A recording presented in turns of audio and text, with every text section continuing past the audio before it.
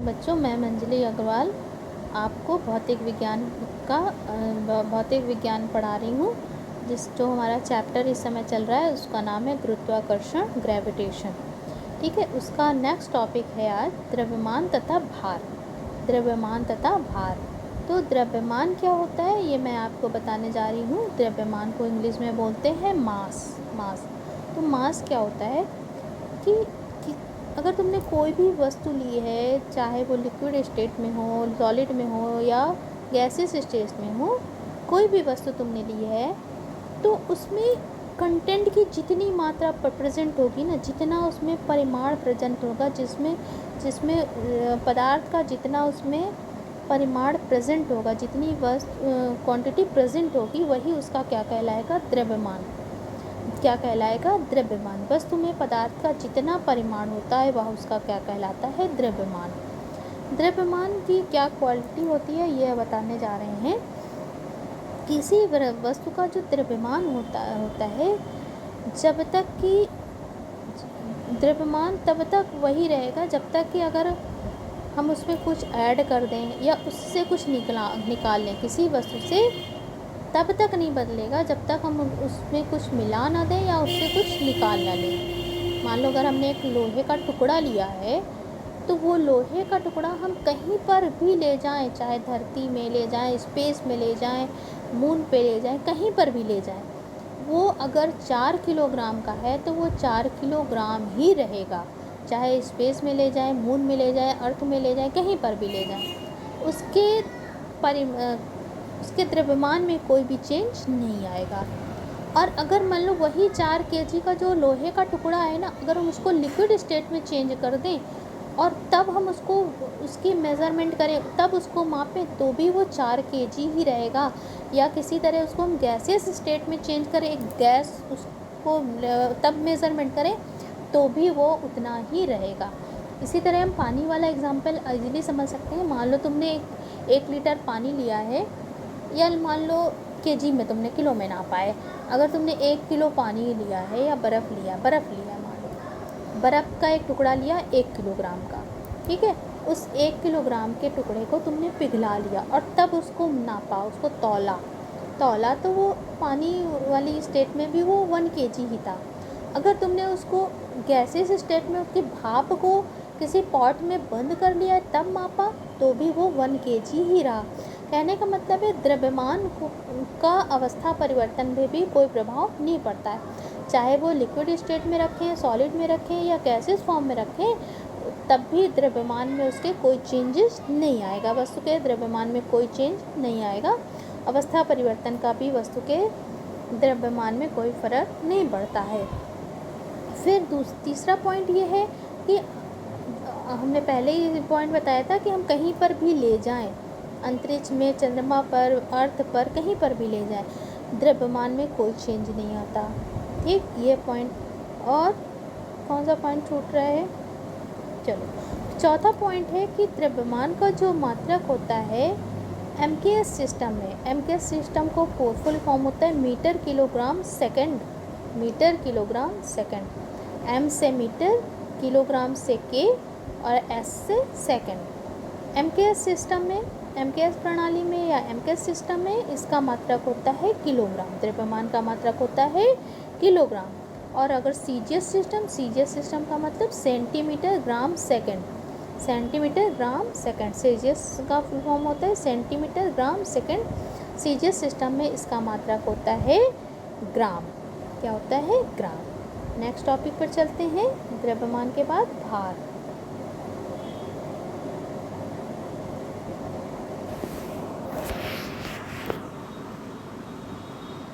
भार क्या होता है? भार जिस बल से, अब तुम ये बात जानती हो कि पृथ्वी हर एक वस्तु को अपनी ओर क्या करती है? आकर्षित करती है। तो भार की परिभाषा यही होती है कि जिस बल से पृथ्वी किसी वस्तु को, पृथ्वी ही नहीं, चंद्रमा पर भी अगर चले जाएं तो वहाँ की बात भी हम कर देंगे। जिस बल से किसी वस्तु को पृथ्वी अपनी ओर खींचती है, जिस बल से पृथ्वी किसी वस्तु को अपनी केंद्र की ओर खींचती है, उसे कहते हैं वस्तु का भार। क्या कहते हैं? वस्तु का भार। ठीक है, तो अगर मान लो क्योंकि हम जानते हैं ब्रह्मांड में हर एक पिंड हर एक वस्तु जो अगर दो वस्तु हैं तो वो एक दूसरे को आकर्षित करती हैं। अगर चंद्रमा किसी वस्तु को आकर्षित करता है तो भी वहाँ पर क्या करेंगे, चंद्रमा पर वस्तु का भार, चंद्रमा पर वस्तु का भार, चंद्रमा पर भी यही कंडीशन होगी। तो अगर हमें भार के लिए फार्मूला डिराइव करना है तो इसके लिए हमने देखो क्या लिखा है, यहाँ पर हमने माना है कि एक वस्तु है जिसका द्रव्यमान है m और वस्तु का जो भार है पृथ्वी पर वो है w, वस्तु का भार है w और w क्या है, पृथ्वी द्वारा m पर लगाया गया आकर्षण बल। एक वस्तु है जिसका द्रव्यमान है m और वस्तु का भार है w और हमने बताया है कि जो भार होता है पृथ्वी द्वारा लगाया गया आकर्षण बल। और पृथ्वी द्वारा लगाया गया आकर्षण बल हमने ये डिराइव किया था कि आकर्षण बल बराबर क्या होता है, पृथ्वी द्वारा लगाया गया आकर्षण बल बराबर capital G into capital M into small m upon R square. यहाँ पर कैपिटल G क्या है, गुरुत्वाकर्षण सार्वत्रिक नियतांक, कैपिटल M क्या है, पृथ्वी का द्रव्यमान, स्मॉल m पृथ्वी वस्तु का द्रव्यमान और r क्या है यहाँ पर, पृथ्वी की त्रिज्या, कैपिटल G सार्वत्रिक गुरुत्वाकर्षण नियतांक, m पृथ्वी का द्रव्यमान, स्मॉल m वस्तु का द्रव्यमान और r क्या है, पृथ्वी की त्रिज्या। ये मैंने यहाँ पर लिखा हुआ है। और ये हमने अभी इसके पहले कैपिटल G और स्मॉल g के रिलेशन में हमने प्रूव किया था कि small g is equal to capital G into m upon R square. ये हम लोगों ने प्रूव किया था, ये हम जानते हैं। ठीक है, जो हम प्रूव कर चुके हैं उसके लिए हम लिख देते हैं हम जानते हैं। ठीक है, तो अभी हमने क्या लिखा और W बराबर क्या होता है, W बराबर हम क्या लिख सकते हैं, क्या लिख सकते हैं, ये हमने लिखा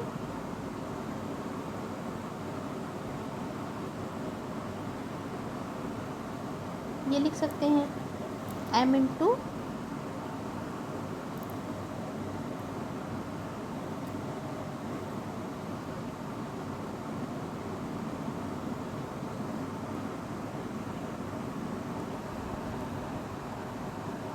इसे मैं आपको करके दिखाती हूँ कि वस्तु का जो भार होता है उसे हम कैसे कैलकुलेट करते हैं।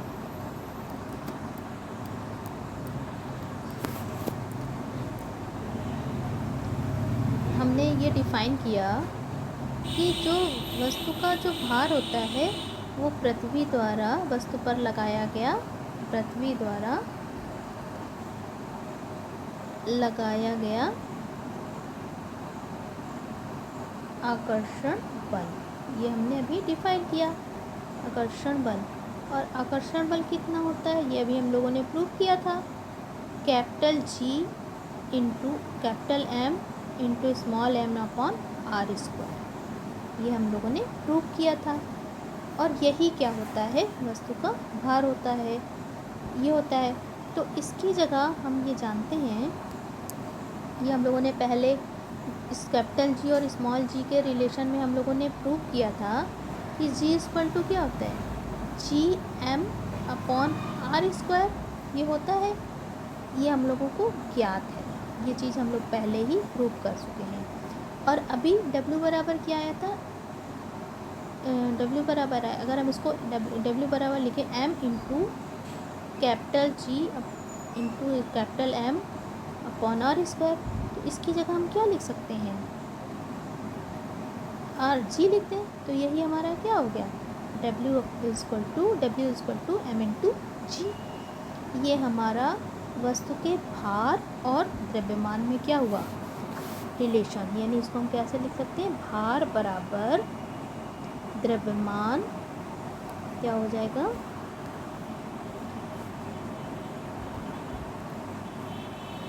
भार बराबर क्या आ जाएगा, द्रव्यमान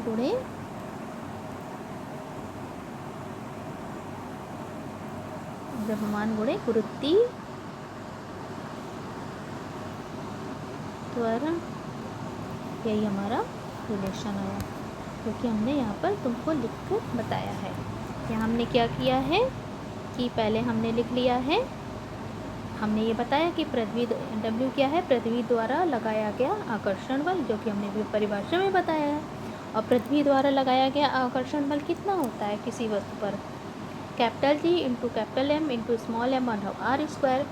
और फिर हम ये जानते हैं कि यहाँ से मैंने इन 3 चीज़ों को सेलेक्ट करके अलग कर लिया, क्या चाहिए अपनी फार्मूले को प्रूव करने के लिए, ये 3 चीज़ें हमने अलग लिख ली, ठीक है।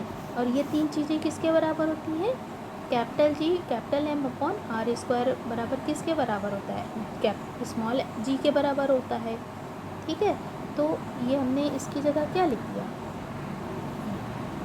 इतनी की जगह हमने उठा के capital G capital M upon r square की जगह हमने स्मॉल g यानी गुरुत्वीय त्वरण लिख दिया। यही हमारा भार और द्रव्यमान में क्या है रिलेशन। कभी हमसे पूछ लिया जाए कि भार और द्रव्यमान में क्या संबंध होता है, तो भार बराबर होता है द्रव्यमान गुणे गुरुत्वीय त्वरण। और भार का मात्रक क्या होता है, न्यूटन, क्योंकि न्यूटन किसका मात्रक है, बल का। और भार क्या है, एक बल ही है, इसलिए ये किसका मात्रक है, बल का।